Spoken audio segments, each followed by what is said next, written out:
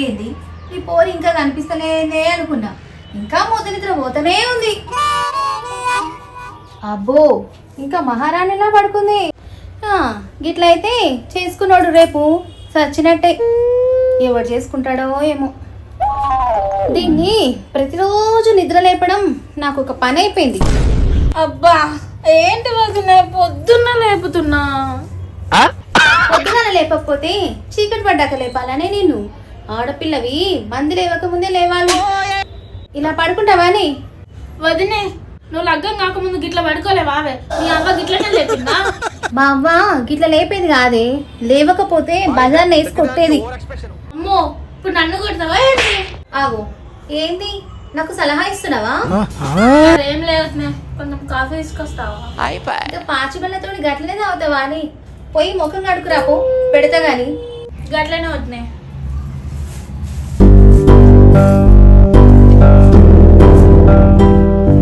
నేను దీనికే పెళ్ళానట్టున్నా. వీళ్ళ అన్నతోటి తిట్లు తిని, దీనితోటి తిట్లు తిని నా కర్మ. చెప్పు, ఏదో ఏదో ఒకటి చెప్పు.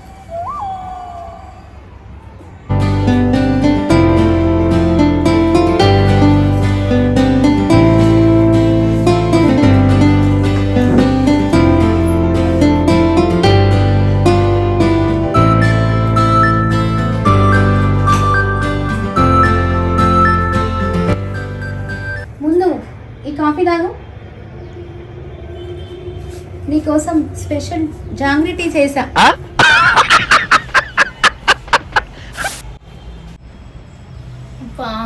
ఈ కాఫీ తాగి తాగి బెజారు వస్తుంది వదినే. కొన్ని పాలిస్తే బాగుండుగా. అదేంటి నువ్వు అడిగావుగా కాఫీ? ఏదో అడిగాను. పిల్ల పాలు తాగితే గ్రామర్ పెరుగుతుంది, కాఫీ అని తాగుతావు అని చెప్పొచ్చు కదా వదినే. అయినా నీ అంత దిమాక్ నాకు లేదమ్మా. నువ్వు ఏం తాగినా ఏం మారదు నీ ముఖంలో. కొద్దిగా చూసినా కదా, చూడగానే ఫ్యాన్ ఆగిపోయింది. ఏమి చేంజ్ ఉండదు. నువ్వు ఏం తాగినా గదే ముఖం. అబ్బో ఈమెకి మా అన్నం చూసేదాకా ఫీలింగ్స్ వదిలేటట్టు లేదు. అన్న హాస్పిటల్ నుంచి వచ్చే వరకు మన ఇద్దరం మంచి ఫ్రెండ్స్ అయిపోవాలి చెప్తున్నానుగా.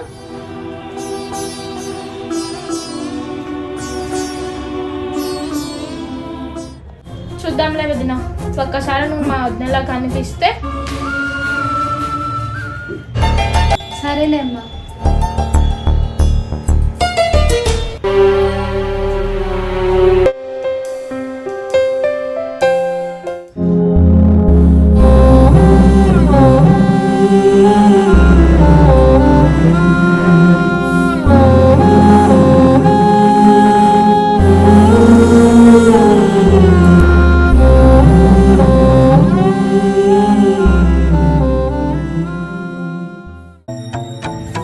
ఏంది బుజ్జమ్మ ఈ మధ్యన మాట తక్కువైంది?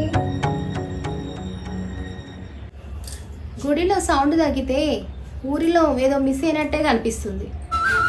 బయట మాట్లాడతా వదిన, ఇంట్లో మాట్లాడితే ఇంట్లో ఎవరున్నా సరే నువ్వు మాత్రం మంచిగా ఉన్నావు కదా బుజ్జమ్మ. పెద్దదాన్ని చూసి చిన్నవాళ్ళు కుదురుకోవాలంటే అది వదిన బాధ్యతే కదమ్మా.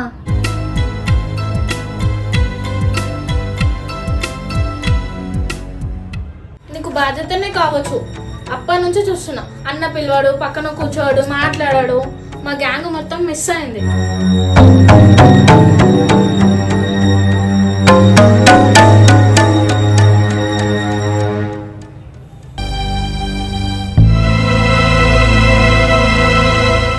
ఆ గ్యాంగ్లో నీకు అన్న ఉన్నాడు కానీ నాకు నువ్వే కదా బుజ్జమ్మ నా ఫస్ట్ ఫ్రెండ్ ఇక్కడ.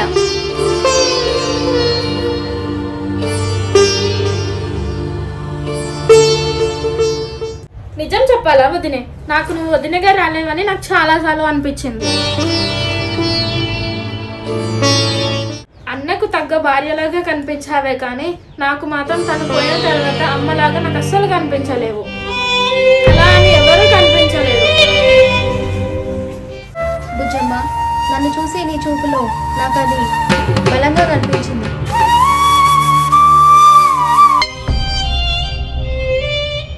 నిజం చెప్పాలంటే నువ్వు నా అన్న కూతురులాగానే ఉన్నావు. నిన్ను నవ్వించాలంటే నేను నేర్చుకోవాల్సినవి చాలా ఉన్నాయన్నమాట.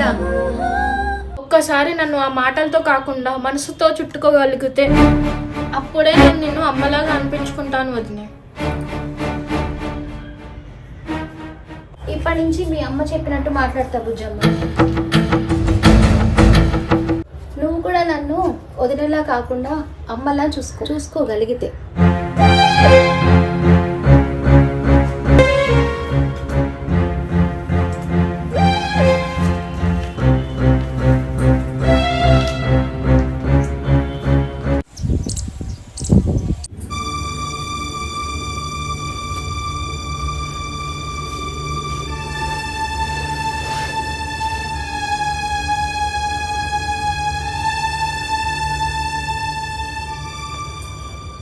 ఊరంతా నిద్రపోయినా కూడా ఈ బుజ్జమ్మ ఇంకా చదువుతూనే ఉంది.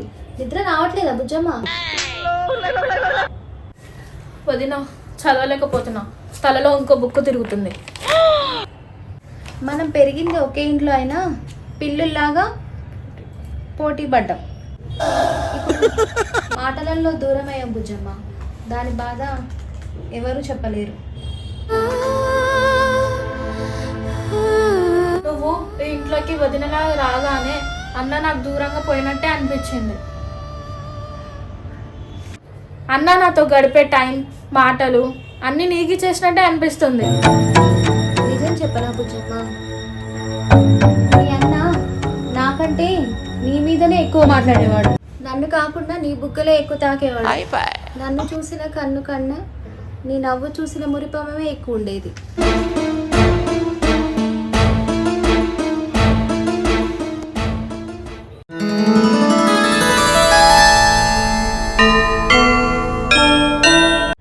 వదిన, నువ్వు నాకు అమ్మలాగా ఉండాలనుకున్నా, కానీ నీ దగ్గరకు వచ్చినప్పుడల్లా వదిన అన్న పదమే గోడలా అనిపించేది. అయినా నువ్వు గోడ తీయమని చెప్పలేదు కదా బుజ్జమ్మ, నువ్వే వేసుకున్నావు.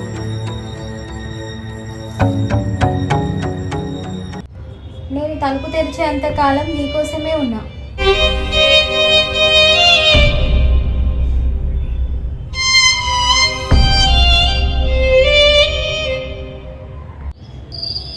ఓ వదిన, నువ్వు వదినలా కాకుండా అమ్మలాగా ఉండిపోయావు.